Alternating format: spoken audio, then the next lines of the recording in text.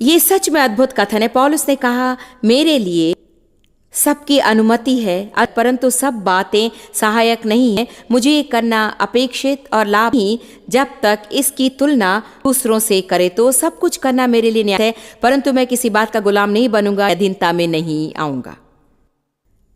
मैं आपको एक उदाहरण दूंगी ताकि समझ सकें। उदाहरण के लिए शायद पौलुस कह रहा है, मैं आजाद हूं कि हर रोज मैं 3 हॉट फूड खाऊं और यदि मैं चाहूं तो 4 कैंडी बार खाऊं, वो मुझे स्वर्ग से बाहर नहीं रखेंगे। परंतु ऐसा करने माने की बात नहीं होगी। इसलिए उसने कहा, हालांकि मैं वैसा कर सकता हूं और फिर भी स्वर्ग रखता हूं। मैं वैसा करने के लिए आजाद हूं, परंतु मैं नहीं करने को चुनता हूं, क्योंकि मैं जानता हूं कि यह सब उत्तम बात नहीं होगी।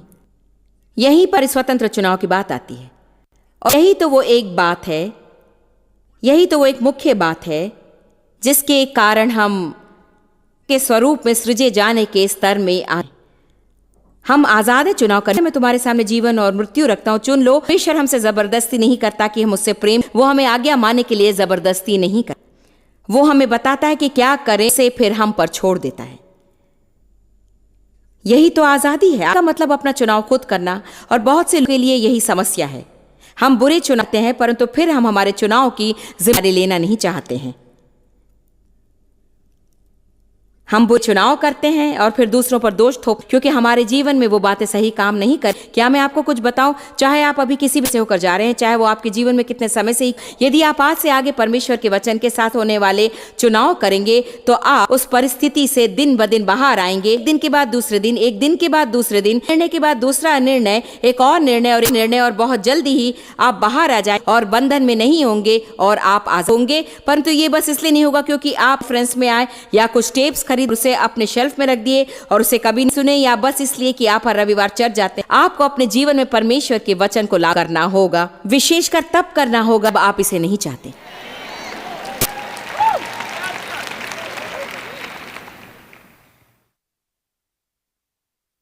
ये हम सच में आजाद हैं, सच में आजाद हैं, तो हम उन बातों को करने के लिए आजाद हैं जिनसे हम आजाद हैं। दूसरे शब्दों में पौलुस कहा, उसने ये नहीं कहा, ये एक उदाहरण है, आजाद हूं कि हर रोज 3 हॉट फूड संडे मैं स्वर्ग में जाऊंगा, परंतु मैं आजाद हूं कि उसे ना खाऊं। मैं आजाद हूं कि पाई देखकर कहूं कि मैं उसे खाऊंगी या नहीं खाऊं। पाई मेरा स्वामी नहीं है, वो मुझे जबरदस्ती करके ये नहीं कह रहा कि तुम्हें मुझे खाना ही होगा। मुझे ये नहीं पाई या कैंडी बार खाने से, क्योंकि मैं जानती हूं कि आप हैं। आमीन। आपको शरीर के स्वभाव को समझना